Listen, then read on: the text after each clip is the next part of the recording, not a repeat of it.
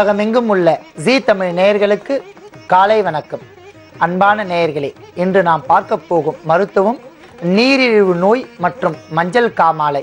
இவை இரண்டும் சேர்ந்து ஒருவருக்கு வந்தால் உடல் மிகவும் பலவீனப்பட்டு கல்லீரல், மண்ணீரல் இவைகள் தாக்கக்கூடும். இந்த நோயிலிருந்து பூரணமாக விடுதலை பெறுவது எப்படி என்கிற ஒரு மூலிகை மருத்துவத்தை இப்போது நாம் பார்க்க போகின்றோம். அதற்காக நமக்கு தேவைப்படும் பொருள் கீழா நெல்லி என்று சொல்லக்கூடிய கீழ்காய் நெல்லி. இதனுடைய தாவரவியல் பெயர் பைலாந்தஸ் நெரூரி. இதன் பண்பு சுவர்ப்பு, துவர்ப்பு, கைப்பு. குணம் வெப்பம் அகற்றி குளிர்ச்சி உண்டாக்கும். உடலில் உள்ள சப்த தாதுக்களை கட்டுப்படுத்தக்கூடிய அற்புதமான ஒரு மூலிகை. வெப்பம் அகற்றி இரத்தத்தை சுத்தமாக்கக்கூடிய அற்புதமான ஒரு மூலிகை இந்த கீழ்காய் நெல்லி என்று சொல்லக்கூடிய கீழாய் நெல்லி. இந்த கீழாய் நெல்லி 12 ராசிகளுக்கு மீன ராசிக்கு உரிய ஒரு அற்புதமான மூலிகை ஆகும். இது இயற்கையோடு இணைந்து விட்ட ஒரு மூலிகை. ஆங்காங்கே வயல் ஓரங்களில், கிராமப்புறங்களிலோ பல்வேறு இடங்களிலோ சிறு சிறு செடியாக வளர்ந்திருக்கும். மழை காலங்களில் மிகவும் அதிகமான வளர்ச்சி கொண்டிருக்கும். கோடை காலங்களில் குறுகிய அளவிற்கு வளர்ச்சி கொண்டுள்ள அற்புதமான ஒரு மூலிகை இந்த கீழாய் நெல்லி என்கிற கீழ்காய் நெல்லி. இந்த மூலிகைக்கு அற்புதமான பல்வேறு மருத்துவ குணங்களை தன்னகத்தே கொண்ட அற்புத மூலிகை எனலாம். இதை அகத்தியர் தன்னுடைய குணபாட நூலில் சீதமொடு பித்தம், செவ்விழியின் நோய் கூட்டம், பேயிரங்கம் இரத்தம் மூலம், பல்வேறு வகையான கழிச்சல்கள் கீழ்காய் நெல்லி என்ற சொல்லுக்கு பணிந்து நிற்கும் என்று பாடல் வரிகளின் மூலம் நமக்கு கூறுகின்றார். எவ்வளவு அழகாக கூறுகிறார் பாருங்கள் நேயர்களே. கண்டிப்பாக இந்த கீழ்காய் நெல்லியினுடைய அத்தனை வகையான மூலிகை குணங்களையும் தாங்கள் தெரிந்து கொள்ள வேண்டும் என்பதற்காகத்தான் இவ்வளவு தெளிவாக இந்த பாடலை கூறுகின்றேன். ஏனென்றால் பல்வேறு வகையான நோய்களை நீக்கக்கூடிய அற்புதமான ஒரு மூலிகை இந்த கீழ்காய் நெல்லி. இந்த கீழ்காய் நெல்லியில் இருந்து இப்பொழுது நீரிழிவு நோய் மற்றும் மஞ்சள் காமாலைக்கு அற்புதமான நாம் ஒரு சூரணம் அல்லது ஒரு குடிநீர் எவ்வாறு தயார் செய்யலாம் என்பதை பார்க்க போகிறோம். அதற்காக நமக்கு தேவைப்படும் மூலப்பொருட்களை இப்பொழுது பார்க்கலாம். கரிசலாங்கண்ணி. அற்புதமான இந்த கரிசலாங்கண்ணி 2 வகைப்படும். வெள்ளை கரிசலாங்கண்ணி, மஞ்சள் கரிசலாங்கண்ணி. நமக்கு இப்போது அற்புதமான அபூர்வ மூலிகை மஞ்சள் கரிசலாங்கண்ணி. பாருங்கள், இப்போது இதன் பூவிலிருந்து மஞ்சள் நிற பூக்களை நாம் பார்க்கலாம். இந்த மஞ்சள் கரிசலாலை கிடைப்பதற்கு ஒரு அரிதான ஒரு மூலிகை. நமக்கு அற்புதமான இந்த அரிதான மூலிகையை நாம் எடுத்து வைத்துள்ளோம். மஞ்சள் கரிசாலை. கரிசாலையை சொல்லாத சித்தர்களே இல்லை எனலாம். கரிசாலையை தின்றால் அவர்கள் தேகம் இளம் மாணவர்களாக மாறுவார்கள். உடலிற்கு நல்ல பலம் தரும். உடலுக்கு தேவையான அத்தனை வகையான சத்துக்களையும் நிறத்தையும் தரக்கூடிய அற்புதமான ஒரு மூலிகை இந்த கரிசாலை. கரிசாலையை தின்ற தேகம் அழிவே இல்லை என்று கூறுகிறார் வள்ளலார். துணை மூலிகையாக இந்த கரிசாலையும் எடுத்துக்கொள்ளலாம். அடுத்ததாக பசுமோர். பசுமோர் மிகவும் உடலுக்கு குளிர்ச்சியை தரக்கூடியதாக இருந்தாலும் அதிகப்படியான நீர் சத்துக்களை தடுக்கக்கூடிய அற்புதமான பொருள் இந்த பசுமோருக்கு உண்டு. கோடை காலங்களில் நமது உடல் அதிகப்படியான உஷ்ணம் அடைந்தால் தண்ணீர் தாகம் அதிகப்படியாக ஏற்படும். உடலில் உள்ள வேர்வை சுரப்பிகளிலிருந்து வேர்வை அதிகமாக வெளியேறி நீர்ச்சத்தை குறைத்துவிடும். ஆகையால் அந்த காலகட்டங்களில் நாம் அதிகப்படியான மோரை அருந்தி வந்தோமானால் உடலுக்கு தேவையான குளிர்ச்சி தருவதோடு உடல் வெப்பத்தை தணிக்கும், உடல் சூட்டை தணிக்கும், உடல் வெட்டை என்று சொல்லக்கூடிய உடல் வெட்டையை போக்கக்கூடிய அற்புதமான ஒரு பானமாக இருப்பதால் நாம் பசுமோரையும் எடுத்துக்கொள்ளலாம். அடுத்ததாக பசும் தயிர். பசுவின் இடத்திலிருந்து கிடைக்கக்கூடிய அத்தனை வகையான மூலப்பொருட்களுமே நமக்கு பயனுள்ளதாக இருக்கும். பசுந்தயிர் உடலுக்கு நல்ல வனத்தையும் வளப்பையும் தரும். பசுந்தயிரை நாம் சிறிது பசுமோரிட்டோ அல்லது அதனுடன் சேர்ந்த இஞ்சி துவையல் செய்து அந்த தயிரில் நாம் கலந்து சாப்பிட்டோமானால் வயிற்று பகுதியில் உள்ள குற்றங்களை நீக்கும். அளவுக்கு அதிகமாக தயிரை நாம் உட்கொள்ளாமல் அளவோடு பயன்படுத்தலாம். ஆகையால் பசும் தயிரையும் நாம் எடுத்து வைத்துள்ளோம். அடுத்ததாக பசும் பால். பசும்பால் உடலிற்கு மிகுந்த நன்மை தரக்கூடிய ஒரு பாலாக இருப்பதால் அதை நாம் எடுத்துக்கொள்ளலாம். தேவையான அளவிற்கு புரதச்சத்து மற்றும் பல்வேறு வகையான சத்துக்களை தன்னகத்தே கொண்ட அற்புதமான ஒரு பொருள் பசும்பால். பசும்பாலையும் நாம் எடுத்துக்கொள்ளலாம். அடுத்ததாக கீழ்காய் நெல்லி என்று சொல்லக்கூடிய கீழா நெல்லியினுடைய இலைகள் மற்றும் அதனுடைய சிறு சிறு காய்களை நாம் எடுத்து வைத்துள்ளோம். அடுத்ததாக தேன். தேனை எந்த பொருளுடன் சேர்த்து சாப்பிட்டாலும் அந்த பொருளினுடைய வீரியத்தை கூட்டி பொருளினுடைய மருந்தின் தன்மையை அதிகப்படியாக செய்து நமக்கு அளவிற்கு அதிகமான சுகத்தை தரக்கூடிய அற்புதமான ஒரு பொருள் தேன் ஆகும். ஏனென்றால் பல்வேறு பூக்களில் இருந்து தேனீக்கள் இந்த தேனை சேகரிப்பதால் மருத்துவ குணம் அதிக உள்ள ஒரு பொருளாக இது கருதப்படுகிறது. ஆகையால் தான் தேனையும் நாம் சேர்த்துள்ளோம். இப்பொழுது நீரிழிவு மற்றும் மஞ்சள் காமாலைக்கு உண்டான நோயை எவ்வாறு இந்த கீழ்காய் நெல்லியை கொண்டு சரி செய்யலாம் என்பதை இப்போது பார்க்க போகின்றோம். அதற்கு முதலாவதாக நாம் கீழ்காய் நெல்லி என்று சொல்லக்கூடிய இந்த கீழா நெல்லியிலிருந்து சற்று விழுது போல் ஒரு கிளே போன்ற ஒரு விழுதை நாம் அரைத்து கொள்ள வேண்டும். அதற்காக நாம் இந்த இலையை இவ்வாறு எடுத்துக்கொண்டு இதிலிருந்து ஒரு 10 கிராம் அளவிற்கு அரைத்து எடுத்துக்கொள்ளலாம். இந்த கீழ்காய் நெல்லி என்று சொல்லக்கூடிய கீழா நெல்லியிலும் அடுத்தது மஞ்சள் கரிசாலை இலையும் 10 கிராம் அளவிற்கு சேர்த்து இரண்டையும் ஒன்றாக விழுது போல் அரைத்து எடுத்துக்கொள்ள வேண்டும். அன்பான நேயர்களே, கீழ்காய் நெல்லி மற்றும் மஞ்சள் கரிசாலை சேர்ந்த இலைகளை இவ்வாறு நாம் ஒரு விழுது போல் அரைத்து எடுத்து வைத்துள்ளோம். இந்த விழுதை நாம் எவ்வாறு எதனுடன் சேர்த்து உட்கொண்டோமானால் நமக்கு நீரிழிவு நோய் மற்றும் மஞ்சள் காமாலை நோய்களை பரிபூர்ணமாக குணமாக்கி கொள்ளலாம் என்பதை இப்போது பார்க்க போகின்றோம். இந்த விழுதிலிருந்து 1 டீஸ்பூன் அளவிற்கு எடுத்து 50 மில்லி அளவிற்கு பசுமோரில் நாம் கலக்கி கொள்ள வேண்டும்.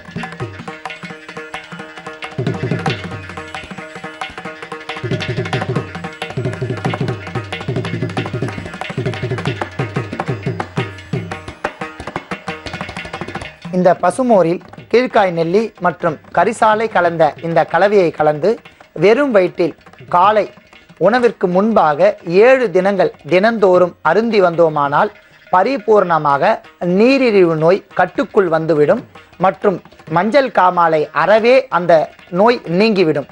அன்பான நேயர்களே, மிக அற்புதமான இந்த மூலிகையை பயன்படுத்தி அதிகப்படியான பொருட்செலவு இல்லாமல் மிக எளிமையான முறையில் இந்த மருந்தை அனைவரும் பயன்படுத்தி நோயின்றி வாழ வேண்டி கேட்டுக்கொள்கிறேன். அடுத்ததாக இந்த கீழ்காய் நெல்லி என்று சொல்லக்கூடிய கீழா நெல்லியிலிருந்து மண்ணீரலை மட்டும் பாதுகாப்பது எப்படி? மண்ணீரல் மிகவும் முக்கியமான ஒரு உறுப்பு ஆகும் மனிதனுக்கு. அவை கெட்டுவிட்டால் பல்வேறு வகையான உடல்நல கோளாறுகள் ஏற்பட்டு மனிதனை படுத்த படுக்கையாக்கிவிடும். அந்த அளவிற்கு மண்ணீரலுக்கு அதிகப்படியான வேலை இருப்பதால் மண்ணீரலை மட்டும் பாதுகாப்பது எப்படி என்று இப்போது பார்க்க போகிறோம். அதற்கு முதலாவதாக நாம் கீழ்காய் நெல்லி என்று சொல்லக்கூடிய இந்த கீழா நெல்லியின் இலையிலிருந்து நாம் ஒரு 20 கிராம் அளவிற்கு அரைத்து எடுத்துக்கொள்ள வேண்டும். கீழ்காய் நெல்லி சமூலத்தை இப்போது நாம் இவ்வாறு அரைத்து வைத்துள்ளோம். இதை நாம் எந்த பொருளுடன் சேர்த்து தினந்தோறும் அருந்தி வந்தோமானால் மண்ணீரலை பரிபூரணமாக பாதுகாத்து மண்ணீரில் உள்ள தொற்று நோய் கிருமிகளை எவ்வாறு போக்கிக் கொள்ளலாம் என்பதை இப்போது பார்க்க போகிறோம். அதற்கு முதலாவதாக நாம் அரைத்து வைத்துள்ள இந்த கீழ்காய் நெல்லியிலிருந்து 1 டீஸ்பூன் அளவிற்கு எடுத்து பசும் பாலில் சேர்க்க வேண்டும்.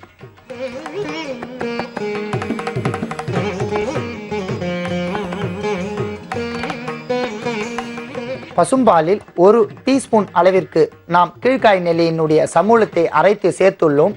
இந்த பாலை தினந்தோறும் உணவிற்கு பின்பாக, உணவிற்கு முன்பாக அல்ல, நாம் உணவிற்கு பின்பாக தினந்தோறும் 50 மில்லி பாலில் இந்த 1 டீஸ்பூன் கலந்த கலவையை நாம் உணவிற்கு பின்பாக தினந்தோறும் அருந்தி வந்தோமானால் தொடர்ந்து 45 தினங்கள் 45 டேஸ் என்று ஆங்கிலத்தில் சொல்லக்கூடிய 45 தினங்கள் இதை தினந்தோறும் அருந்தி வந்தோமானால் பரிபூர்ணமாக மண்ணீரலில் தோன்றக்கூடிய கிருமிகள் இறந்து மண்ணீரலை பரிபூர்ணமாக பாதுகாத்து நோயின்றி நீண்ட நாட்கள் வாழக்கூடிய அற்புதமான இந்த மூலிகை பாலை அனைவரும் பயன்படுத்தும்படி கேட்டுக்கொள்கிறேன். அன்பான நேயர்களே, பல்வேறு வகையான நோய்களுக்கு இந்த கீழாய் நெல்லியை கொண்டு நாம் பார்த்து வந்தோம். அடுத்ததாக பெண்களுக்கு வரக்கூடிய வெள்ளைப்படுதல் என்று சொல்லக்கூடிய மிகவும் அளவிற்கு அதிகமாக வயிற்று பகுதியில் துன்புறுத்தக்கூடிய அந்த நோயை எவ்வாறு இந்த மூலிகையை கொண்டு விரட்டலாம் என்பதை சற்று இடைவெளிக்கு பிறகு பார்க்கலாம். அன்பான நேயர்களே, இடைவெளிக்கு முன்பாக நாம் கீழ்காய் நெல்லியை கொண்டு பல்வேறு வகையான நோய்களுக்கு மருந்தை எவ்வாறு தயார் செய்து உட்கொண்டு அதிலிருந்து விடுதலை பெறலாம் என்பதை பார்த்தோம். இப்போது பெண்களை தாக்கக்கூடிய வெள்ளைப்படுதல் என்பார்கள். இந்த வெள்ளைப்படுதல் பெண்களுக்கு அளவிற்கு அதிகமாக துன்பத்தை தரும். இந்த வெள்ளைப்படுதனால் பெண்களுடைய கன்ன கதுப்புகளில் அளவுக்கு அதிகமாக சதைகள் இறங்கி அவர்களுக்கு அளவிற்கு அதிகமான ஒரு உடல் வலியை தரும் முதுகு தண்டுவடத்தை பாதிக்கக்கூடிய ஒரு நோயாக இது இருக்கின்றது. இதற்கு இப்போ நவீன மருத்துவத்தில் பல்வேறு வகையான மருந்து மாத்திரைகளை எழுதி தந்து உடலிற்கு தேவையில்லாமல் மற்ற உறுப்புகளை பாதிக்கக்கூடிய மருந்தாக இது விளங்குகின்றது. இதில் அற்புதமான ஒரு விஷயம் என்னவென்றால், ஒரு மூலிகையை கொண்டு பல்வேறு வகையான நோய்களை விரட்டலாம். ஆனால் நவீன மருத்துவத்தில், ஆங்கில மருத்துவத்தில் அவ்வாறு வகையான வசதிகள் இல்லவே இல்லை. ஆகையால் தான் நம் சித்தர்கள் ஒரு மூலிகையை கொண்டு பல்வேறு துணை மருந்துகளை சேர்த்து பல்வேறு வகையான நோய்களை எவ்வாறு விரட்டலாம் என்கிற வித்தையை கண்டுபிடித்து நமக்கு அழகாக அதை எழுதி வைத்து விட்டு சென்றுள்ளார்கள். ஆகவே அதை பயன்படுத்தி நாம் நலமடைய வேண்டுமாய் கேட்டுக்கொள்கிறேன். இப்பொழுது அந்த வெள்ளைப்படுதல் என்ற நோயை எவ்வாறு விரட்டலாம் என்பதை பார்க்க போகின்றோம். அதற்காக நாம் 100 மில்லி அளவிற்கு தண்ணீரை முதலில் கொதிக்க வைக்க வேண்டும்.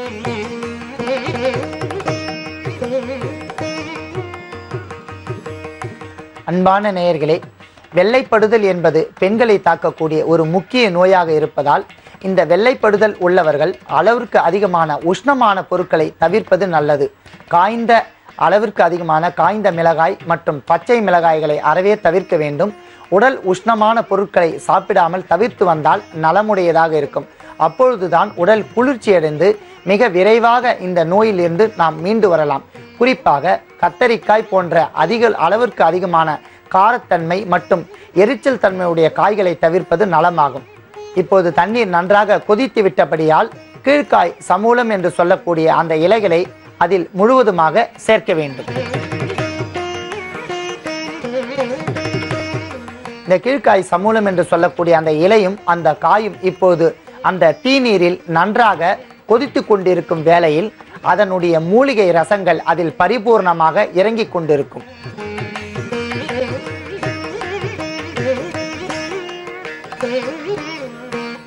நன்றாக கொதித்த இந்த தண்ணீரை இப்போது நாம் வடிகட்டி கொள்ளலாம்.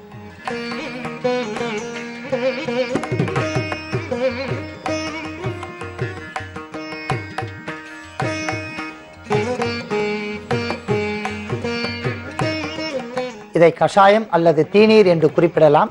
இந்த கீழ்காய் நிலையினுடைய சமூலம் மற்றும் இந்த நீர் சேர்ந்து இப்பொழுது இது ஒரு அற்புதமான ஒரு தீநீராக மாறிவிட்டு இருக்கின்றது. இந்த நீரை பெண்கள் காலை மாலை இருவேளையும் உணவிற்கு பின்பு குடித்து வந்தார்களானால் அவர்களுக்கு வெள்ளைப்படுதல் பரிபூர்ணமாக நீங்கி உடலுக்கு அழகு மற்றும் வனப்பை தரக்கூடிய அற்புதமான இந்த தீநீரை அனைவரும் பயன்படுத்தி உடல் நலத்தோடு வாழ வேண்டி கேட்டுக்கொள்கிறேன். இப்போது அந்த கீழாநிலையில் இருந்து ஒரு துணை மருந்தை நாம் பார்க்க போகிறோம். வயிற்றில் மற்றும் அடிவயிற்றில் அதிகப்படியாக வலி ஏற்பட்டு குடலில் புண்கள் தோன்றினால் அவர்களால் சரிவர சாப்பிட முடியாது. சாப்பிட்ட பொருள் பரிபூர்ணமாக ஜீரணமாகாமல் உடனடியாக அவர்கள் வாந்தி எடுத்து விடுவார்கள். குடலில் உள்ள புண்களால் வாயில் ஒரு துர்நாற்றம் வீசும். குடல் புண்கள் இருந்தால் அவர்களுக்கு சதா காலமும் எரிச்சல் உண்டாகி இருக்கும். அந்த குடல் புண்ணை எவ்வாறு நாம் சரி செய்து கொள்ளலாம் என்கிற மருத்துவத்தை இப்போது நாம் பார்க்க போகின்றோம். அதற்காக நாம் கீழ்காய் நெல்லி என்று சொல்லக்கூடிய கீழா நெல்லியின் இலையை ஒரு 10 கிராம் அளவிற்கு எடுத்து வைத்துள்ளோம். பசும் தயிர், உடலுக்கு அழகையும் வன்மையும் தரக்கூடிய பசும் தயிர், பல்வேறு வகையான மூலிகைகள் மற்றும் சூரணத்திற்கு இரட்டிப்பு பலனை செய்து தரக்கூடிய பசுந்தேன், கொம்புத்தேன் என்று சொல்வார்கள், கொம்புத்தேனை எடுத்து வைத்துள்ளோம். இப்போது நாம் இந்த கீழ்காய் நெல்லியை இப்பொழுது நாம் ஒரு விழுதாக அரைத்து எடுத்துக்கொள்ளலாம். இவ்வாறு கீழ்காய் நெல்லியின் சமூலத்தை அரைத்து விழுதாக எடுத்து வைத்துள்ளோம். இந்த விழுதில் இப்பொழுது நாம் 1 டீஸ்பூன் அளவிற்கு தயிர் சேர்க்க வேண்டும்.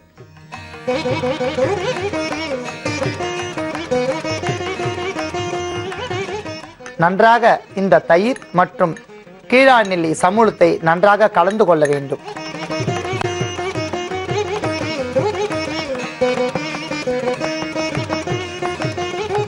இத்துடன் 1 டீஸ்பூன் அளவிற்கு தேன் சேர்க்க வேண்டும்.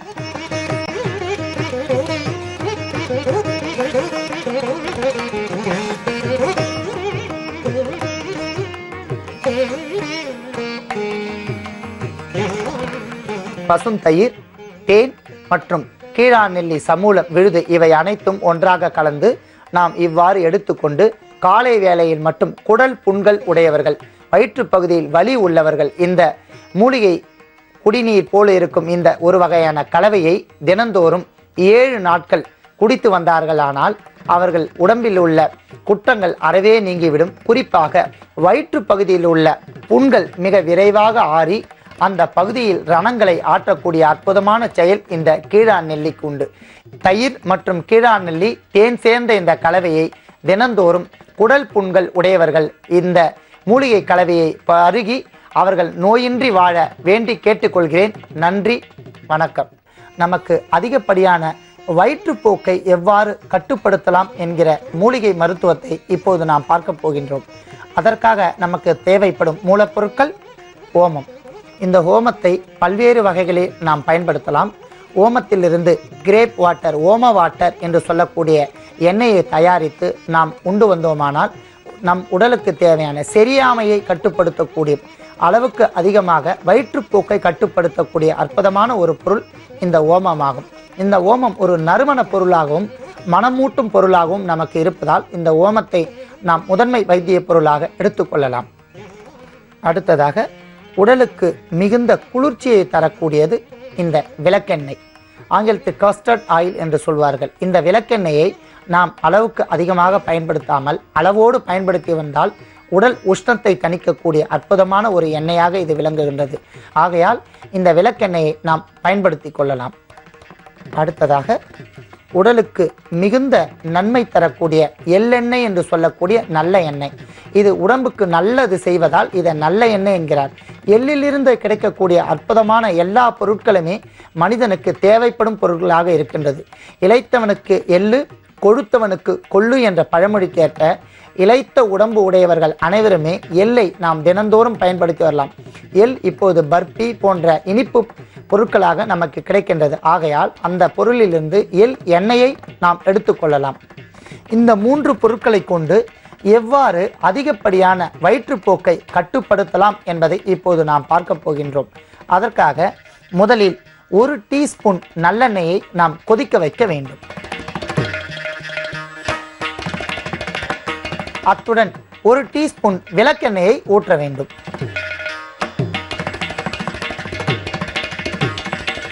இப்பொழுது நல்லெண்ணெயும் விளக்கெண்ணெயும் ஒன்றாக கலந்து வாணலில் சற்று கொதிநிலை அடைய வேண்டும். அதற்கு முன்பாக நாம் ஓமத்திலிருந்து ஓர் 5 கிராம் அளவிற்கு தனியாக ஒரு கண்ணாடி குப்பியில் நாம் எடுத்துக்கொள்ள வேண்டும்.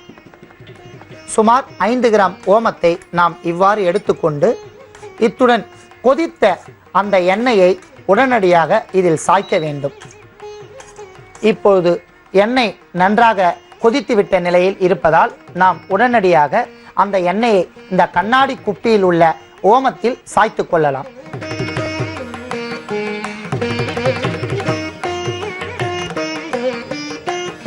நன்றாக கொதித்த இந்த நல்லெண்ணெய் விளக்கெண்ணெயிலிருந்து இந்த ஓமத்தை இதன் மீது இந்த எண்ணெயை ஊற்றினால் ஓமம் சற்று பொரிப்பாக, அதாவது பொரிந்துவிடும். இந்த ஓமத்தை பொரிந்தவுடன் நாம் சூடான சாதத்தில் இதை அப்படியே விட்டு எண்ணெயையும் மற்றும் இந்த ஓமத்தையும் விட்டு நாம் 2 அல்லது 3 கவளமாக சாதத்தை செய்து உண்டு வந்தோமானால் நமக்கு அதிகப்படியான வயிற்றுப்போக்கை சுமார் 5 நிமிடத்தில் கட்டுப்படுத்தக்கூடிய அற்புதமான ஒரு பொருளாக இது விளங்குகின்றது. ஆகையால் அனைவரும் இந்த மருத்துவத்தை பயன்படுத்தும்படி கேட்டுக்கொள்கிறேன். நன்றி, வணக்கம்.